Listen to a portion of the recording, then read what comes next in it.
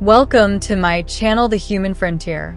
The first rule of the Aurelian Empire was simple: never look directly at the queen. The second rule was even simpler: never speak unless spoken to. I broke both within the first minute. The High Court of Aurelius was a cathedral of starlight.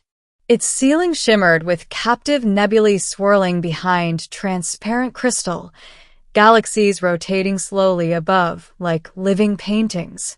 Pillars of white gold alloy stretched upward, engraved with the names of conquered systems. The air hummed faintly with energy fields and the quiet whisper of anti-gravity currents. Warriors in polished exo-armor lined the chamber in two perfect rows, helms tucked beneath their arms. Nobles stood behind them in flowing robes threaded with silver circuitry, their elongated pupils narrowing as I was escorted down the central aisle. I was human.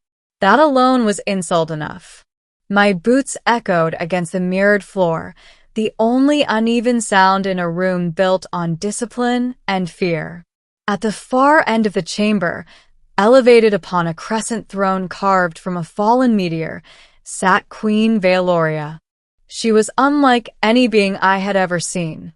Her skin shimmered faintly like moonlit glass. A crown of living crystal hovered above her silver hair, orbiting slowly as though drawn by her thoughts.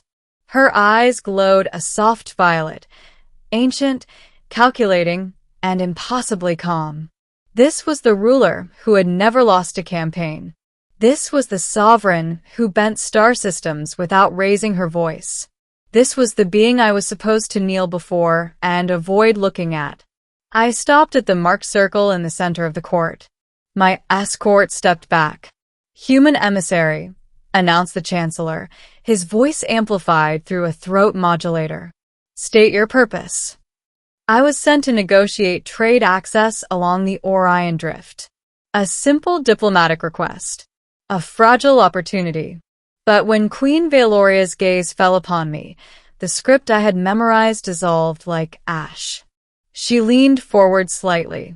Not much, just enough for the light to catch along the curve of her cheek. "And I made a mistake." "You are extraordinary," I said. The word left my mouth before my brain could stop it. Silence slammed into the chamber. Not quiet. Silence. The kind that feels like the vacuum between stars. The warriors stiffened. Several nobles inhaled sharply. A pulse of defensive energy flickered faintly along the chamber walls. The chancellor's face drained of color. No one spoke of the queen's appearance. Not in admiration. Not in criticism. She was power incarnate. She was victory made flesh. She was not to be described in mortal language. Queen Valoria's eyes narrowed. "You dare," she said softly. Her voice did not rise. It didn't need to. I realized then that my heart was beating far too loudly. But I did not kneel. And I did not look away. "Yes," I answered. A warrior's gauntlet shifted against metal. I could feel weapons calibrating. The queen tilted her head slightly. "Explain." There it was. The chance to retreat. To claim cultural misunderstanding. To grovel. Instead, I chose honesty. "I have studied your campaigns," I said carefully. "Your strategies, your treaties, your decisions in war and peace. You rebuilt the shattered Helion sectors instead of enslaving them. You negotiated the Thurix uprising without planetary bombardment. You preserved art in systems your fleets conquered." A faint flicker moved through her eyes. "You call that admiration?" "I do," I said. "Strength without cruelty. Intelligence without arrogance. That is rare in any galaxy." The silence deepened. The nobles were no longer offended. They were confused.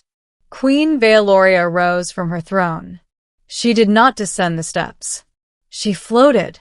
Her form drifted forward in a controlled glide, the crystal crown orbiting faster as faint currents of power radiated from her skin. She stopped before me, close enough that I could see constellations reflected in her pupils. You look at me, she said, as though I am not your conqueror. You are not, I replied. A murmur rippled through the court. Her gaze sharpened. Explain that as well.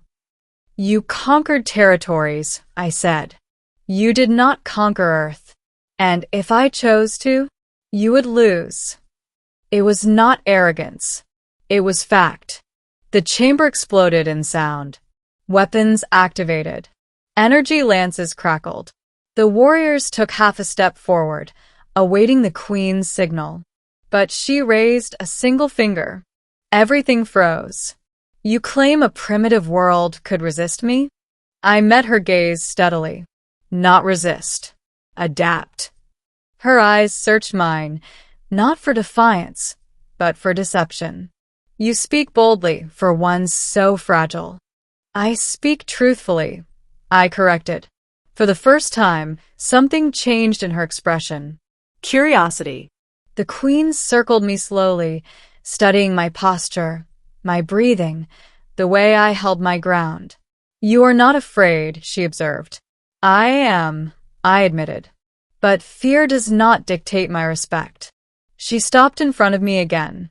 And what do you respect, human? You.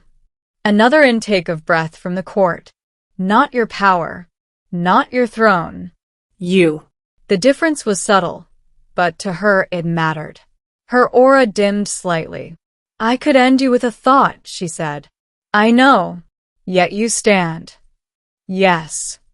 She studied me for a long moment. Then unexpectedly she smiled. It was small, but it was real. Dismiss the court, she commanded. Gasps. The Chancellor hesitated only a fraction before bowing deeply. As you command. The chamber emptied in stunned silence. Within moments, only she and I remained beneath the swirling nebula ceiling. You fascinate me, Queen Valoria said, descending fully to stand on the mirrored floor. No one has spoken to me as you have.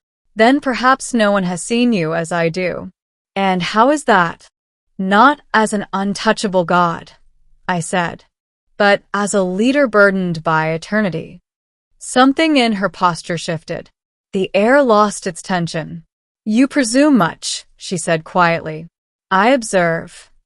She walked past me toward the edge of the chamber, gazing up at the holographic stars. I have ruled for 3 centuries, she said. Every word spoken in this hall has been filtered through fear or ambition. And mine? Neither, she said. Which is disarming.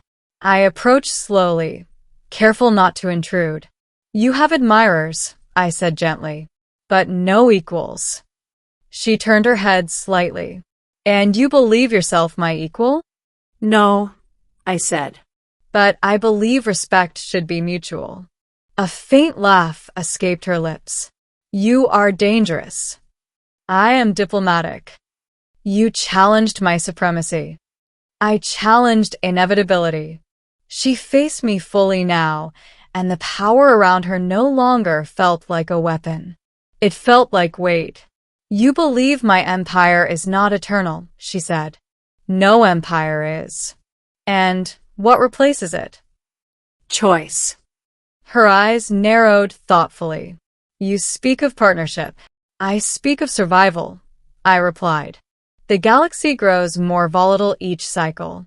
The outer systems are forming alliances. Independent factions are rising.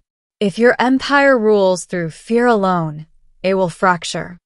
And if it rules through admiration, she asked, it will evolve. Silence again, but this time it was contemplative. You would have me change centuries of doctrine, she said. I would have you consider it. She studied me for a long time. You realize, she said finally, that had you spoken differently, you would already be ash. I calculated the risk. And deemed it acceptable? Yes. Her crystal crown slowed its orbit. You are either the bravest being I have met or the most foolish. Sometimes they are the same. Another faint smile. Very well, human, she said. Let's test your theory. She extended her hand. Energy shimmered around her palm. Walk with me. The palace doors opened to reveal a balcony overlooking the capital world, spires piercing the clouds, ships gliding through golden skies, oceans reflecting twin suns. This empire stands because I have been unyielding, she said. And it will endure longer if you learn when not to be, I replied. She looked at me not as a subject, not as a curiosity, but as a possibility. You dare to admire me, she said softly. Yes. The court fell silent because they feared my reaction. And what is it? I asked. She stepped closer.